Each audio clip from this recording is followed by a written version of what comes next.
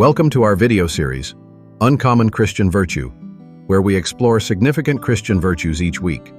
Today we will discuss the virtue of quietness. In a world driven by noise, ambition, and self-promotion, the Spirit calls us to something more profound, ησυχία. Not mere silence, but a quietness of spirit. It's the posture of a soul stilled by grace, humbled before truth, and ready to receive. Paul doesn't commend passivity, he invites us into peace. This quietness is not weakness, but strength under control, not withdrawal, but wisdom. It's the beauty of a life anchored in God, where stillness becomes the soil for transformation. ησυχία is the virtue that listens before it speaks, trusts before it strives, and rests before it reacts. Some virtues speak loudest when they make no sound. In the noise of modern life, one ancient word dares us to pause, ησυχία, the quietness of spirit. But if strength can be silent, there is a kind of strength that does not shout. It does not demand attention, nor seek applause. It simply stands, unmoved, unwavering, while the storm rages around it. It holds fast in the dark, when no one sees. It listens more than it speaks. It carries others, not with noise, but with presence. This strength is not born of pride, but of peace. Not of control, but of surrender. It is the strength of still waters that run deep, of foundations laid in silence, of prayers whispered in secret. It is the strength of a soul anchored in grace, quiet, steady, unshakable. This is the virtue we are called to. Not weakness disguised as passivity, but quietness filled with power. The power to wait, to endure, to love without needing to be seen. Blessed are the quiet in spirit, for they reflect the heart of Christ.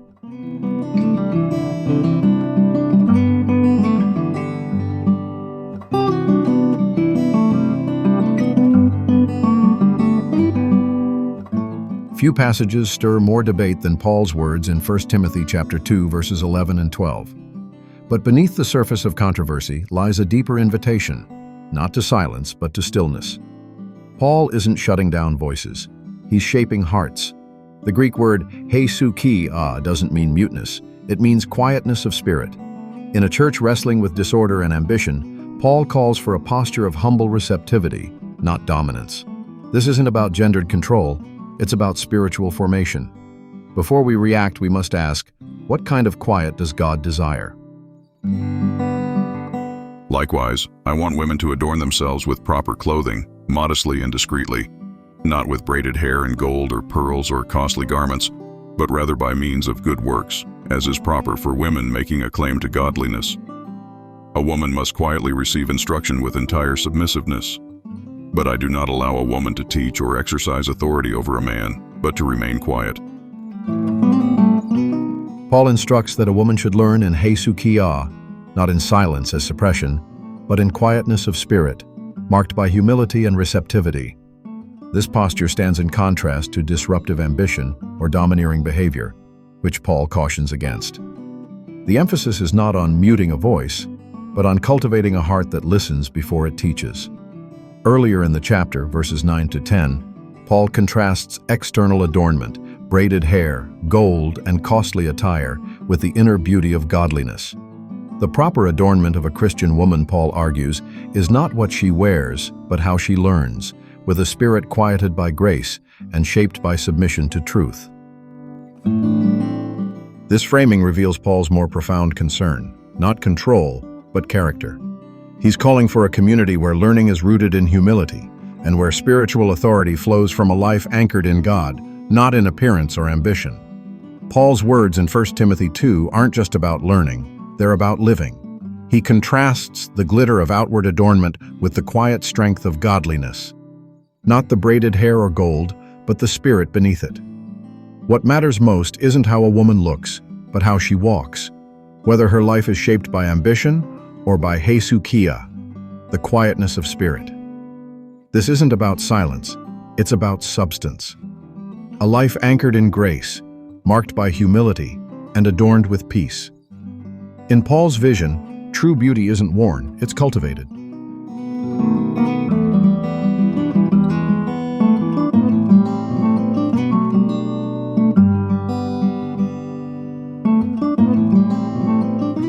A quietness of spirit isn't reserved for women. It's a calling for every believer. In 1 Thessalonians 4:11, Paul urges the whole church to aspire to live quietly, to mind your own affairs, and to work with your hands. This isn't about withdrawal, it's about dignity. In Galatians 5, the fruit of the Spirit includes peace, gentleness, and self-control, all marks of İσυχία. And in Romans 12:3, Paul warns against thinking too highly of ourselves, calling instead for sober judgment, a quietness that resists pride. For men, this isn't weakness, it's strength under grace. A quiet spirit doesn't shrink back, it stands firm without shouting. Even children are invited into this stillness. Though Paul doesn't use the word İσυχία directly for them, his vision in Romans 8 is clear. All who the Spirit leads are sons and daughters of God. The Spirit leads not through frenzy, but through peace. A child's quietness isn't just obedience, it's trust. In Galatians 5:26, Paul warns against becoming conceited or provoking one another, a call to quietness in relationships, not just in speech. Whether young or old, male or female, the Spirit forms in us a calm that listens, a strength that doesn't need to prove itself, and a peace that reflects the heart of Christ.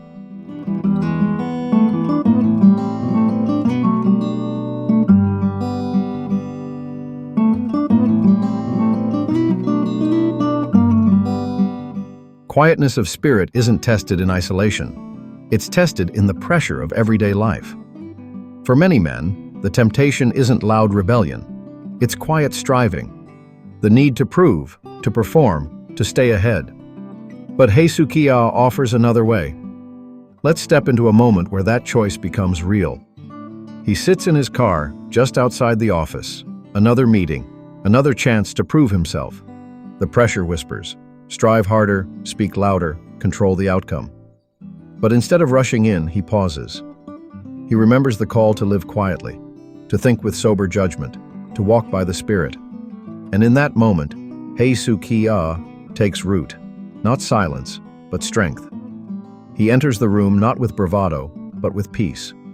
He listens before he speaks, contributes without competing, and trusts that his worth isn't earned, it's anchored in grace. In a world of noise, his quietness speaks volumes.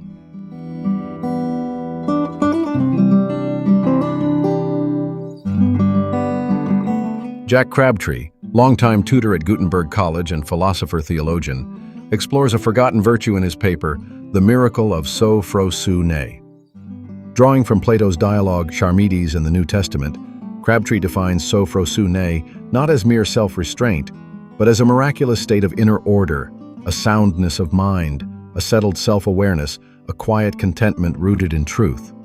He shows how this virtue, often misunderstood or overlooked, is essential to sanctification. And strikingly, one of its core expressions is İσυχία, quietness of spirit. In Crabtree's vision, the truly mature soul is not loud or restless, but calm, self-aware, and anchored in grace. The Spirit doesn't just quiet the soul, He orders it. In Paul's vision, İσυχία and suppression walk hand in hand. Quietness of spirit isn't passive, it's paired with soundness of mind. Jack Crabtree calls suppression a miracle, a gift of grace that brings clarity, discipline, and self-governance. Together, these virtues form a life that listens deeply and lives wisely, not driven by impulse or ambition, but shaped by truth and anchored in peace. In a world that rewards noise, God invites us into quiet. Not the silence of suppression, but the stillness of trust. İσυχία is the posture of a soul anchored in grace, whether in the classroom, the workplace, or the home. It's the strength to listen, the courage to wait, the wisdom to rest. Paul's words aren't a restriction, they're a reorientation, a call to adorn our lives not with ambition, but with peace. This quietness of spirit isn't weakness, it's formation. It's the fruit of the Spirit in men, women, and children alike. In the noise of striving, it whispers of a deeper kingdom. One where beauty is cultivated, not performed. Where power is measured not by volume, but by peace. So the question remains, in the pressure of today, will we choose the quiet that transforms? We're building a space for honest, grace-filled discovery. If that sounds like something you want to be part of, subscribe and click the bell to stay connected. Thanks for watching.